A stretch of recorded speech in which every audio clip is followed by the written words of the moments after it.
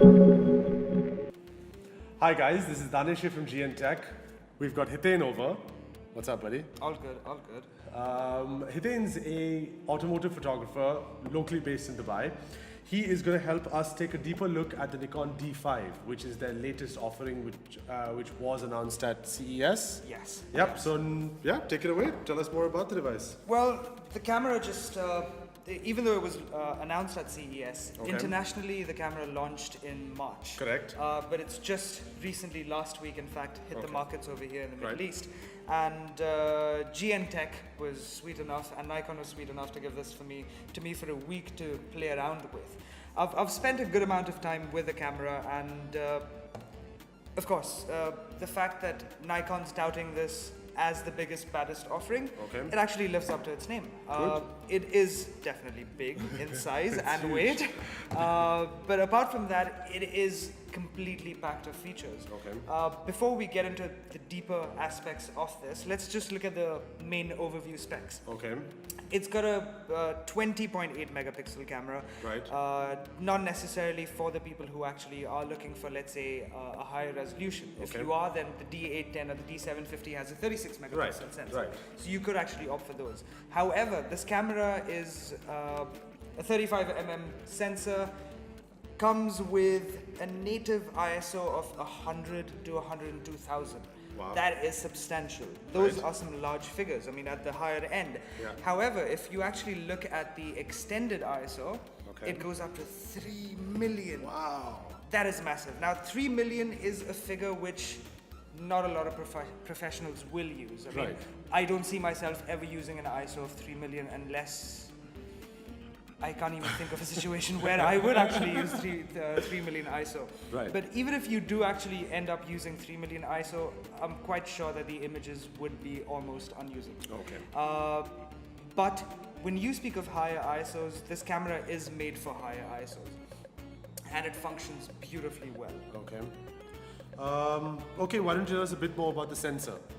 Now, the sensor was newly designed and specifically designed by Nikon for effective, what I could say, efficient use within low light conditions. Okay. And when I speak of low light conditions, I've actually given that a shot, and the camera performs beautifully. Okay. I have taken pictures at 40,000 and 60,000 ISOs, and honestly, when you look at those images, if you look at them just as is, Okay. they are beautiful and completely on point. There's not a lot of sharpness. Of course, however, if you crop in 100% into the image, Right. you can notice the noise. But that being said, considering the fact that it's shot at 40,000 ISO, the images actually have very dark blacks, a good contrast. And of course, there's a few colors being washed out, but that's not noticeable when you're looking at the image completely. Okay. And but what else? Tell us more about the thing. What about the body? I mean, it looks like a nice, hefty device. Well, compared to the D4S, Okay. I've only had so much use with the D4S. Okay. I mean, I want to, in fact, let all of you guys know that I'm not a Nikon shooter. I used to be a Nikon shooter for a while. I used to have the D800 and the D750 for a while. But then, for all the kind of work that I do, which is staged automotive photography, I chose to move on to Sony mirrorless cameras, and Right. I have the A7R2. But yes, I do have a soft spot for Nikon because this is where I started. In fact, the first Nikon camera that I actually used was a f10 manual film camera. Right. And so I do have a very deep and old love for Nikon. this, for this company. In terms of the body now that you asked, compared to the D4S, there has been subtle changes that they've actually brought to the D5. Okay. One of the most noticeable changes is the fact that they've actually moved the ISO button, Right. which used to be on the back face of the camera. They've Correct. actually moved it to the front. Okay. This gives you a lot of convenience. The fact that you could actually click a photograph, figure out, all right, maybe it's a bit underexposed, or maybe you just need to bump up the ISO a little bit more. Right. You could actually do it on the fly. So you don't necessarily have to go back, stop your shoot. You could just do it while looking into the viewfinder. Perfect. That is a beautiful aesthetic. One of the other features that they've added to the D5 is a touch screen, which is beautiful. I mean, think about it. It is a complete flagship DSLR with 20 megapixels, which is made for, well, let's say the the hardest conditions you could put Yeah, any yeah. DSLR to. It's got a touchscreen, which is a phenomenal addition. The drawback to the touchscreen is, however, there is a slight drawback that you can't really use the touchscreen for anything else apart from, let's say, live view or playback feature. Correct. I mean, you can't. You're not able to move the autofocus points, for instance. Okay. Which is something that I would have loved to see, considering that the market price for a camera for the D5 body only is about 27,999. That's 28,000 dirhams almost. Ouch, something hurts. Ouch. I know. It is steep, but then again, it is for professionals who Yeah, of actually course. have a career in photography. It's not your run-of-the-mill hobbyist camera, you know. Correct. So it is a price which is justified for. I mean, the technology that has been packed into this is quite substantial. Now, one of the things that they've done with the D5 is improve on the existing autofocus system. Okay.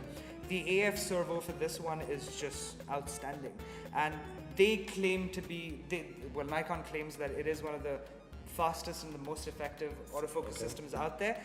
Does it live up to that claim? I think it does completely. It is definitely beautiful. I mean, even in low light conditions, for that one image which I shot in a low light condition, that's my cat, by the way.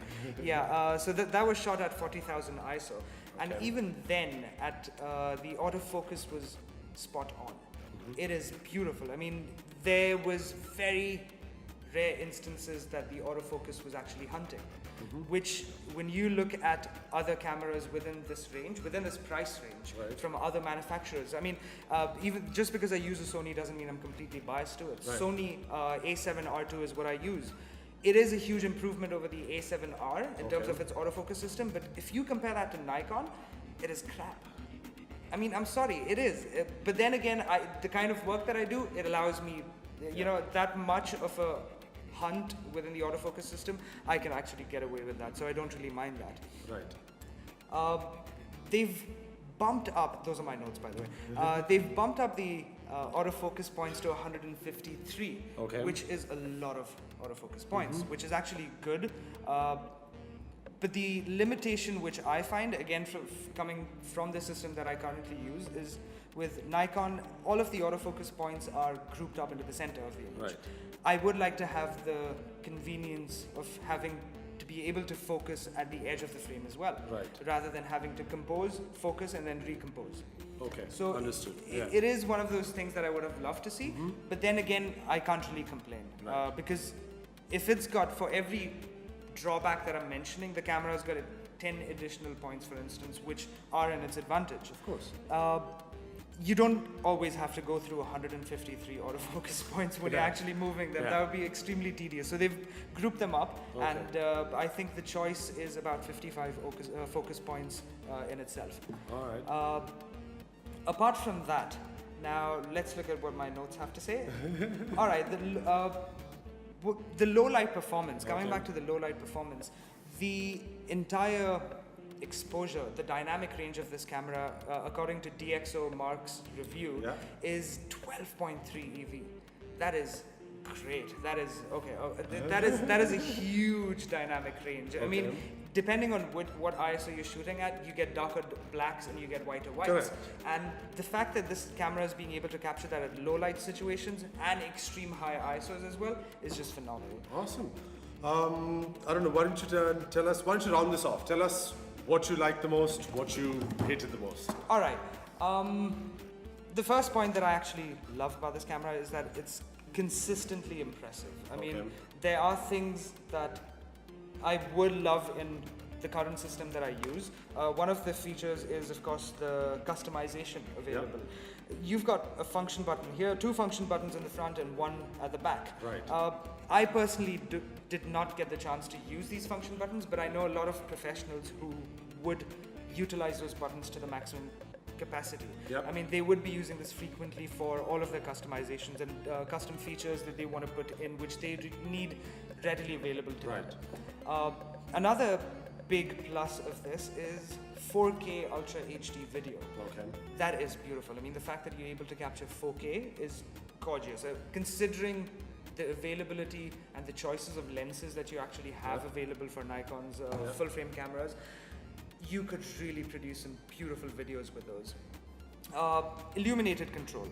So that beautiful, I mean, it's just a brilliant feature. It's just one of those things that if you are in the dark and let's say you're a wildlife photographer, you don't really need to shine a torch. I mean, you've got, even the back controls over here are illuminated. So when you actually switch them on, I'm sure you can't see this in the camera right now, but they actually light up a certain bluish green. That is extremely handy in dark situations. Not sure what you would be doing in the dark, but yeah. Battery life is fantastic. I've used this camera for a week now, and I haven't had to charge the battery even once. Of course, I haven't put it through a rigorous shoot, such as shooting for a campaign, but even then I have quite consistently used the camera, and the fact that I haven't had to charge it just goes to show how powerful and how big the capacity for this battery is. It's extremely comfortable. Okay. Even though it is slightly heavy for me personally, it is definitely comfortable. I mean, the form and the form of the entire body and the materials with which it has been constructed are extremely nice, and it does feel sturdy. Sturdy, heavy, bulky is also a word I would use, but bulky to the point that it's actually comfortable. It makes you feel like you've got a durable product. It doesn't feel flimsy or plastic. I'm sure you could actually drop this a couple of times, though I wouldn't try it. I'm sure you could actually drop this a couple of times from waist height, 2 or 3 feet, and it would actually survive those falls. The ISO button, definitely one of the big plus points which I find in the camera. That is just beautiful. And by the end of it, the autofocus, again, coming back to that I guess is another key point that I would want to finish off with. The autofocus is on point. I think those are the points which I actually like about the camera. There are some downsides though. Then again, I come from a completely different system, so it's just something I could probably get used to, but I still am not. The shutter is a bit loud. They do have a quiet mode. The D5 actually does have a quiet mode for all you wildlife enthusiasts who actually want to shoot a gecko from the right there. It does have a quiet mode, but is it substantially quieter than its regular modes? No, it's not. It is still quite loud, I would say. It could have been quieter, but then I'm sure if Nikon could actually make it quieter, they would have. I mean, I'm assuming there would be some technical complications which we're unaware of as laymen. The touch screen serves very little purpose apart from live view. I would like to see more of that, probably in the D5S, maybe, hopefully. 4K recording. Now, this is one of the largest, I would say, downsides to the 4K recording aspect, to the video recording capabilities of the camera. When you record 1080p or any other resolution, it works perfectly fine. But if you are actually recording 4K video, the recording duration is limited to 3 minutes only. Which could be a challenge for some people who are actually looking to buy this camera for its video purposes. Specifically if you're shooting in 4K video. I mean, you would have to cut your scenes accordingly, and that just increases your production times. So and basically not for people looking for video. That's, I think, a bit harsh to say that, but for 4K video, definitely it's a downside.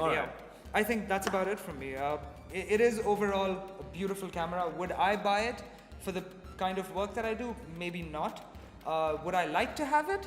Yes, of course. I mean, as any other geek or gadget freak out there, I think it's just one of those things that you want to have in your arsenal. Of course, good, awesome.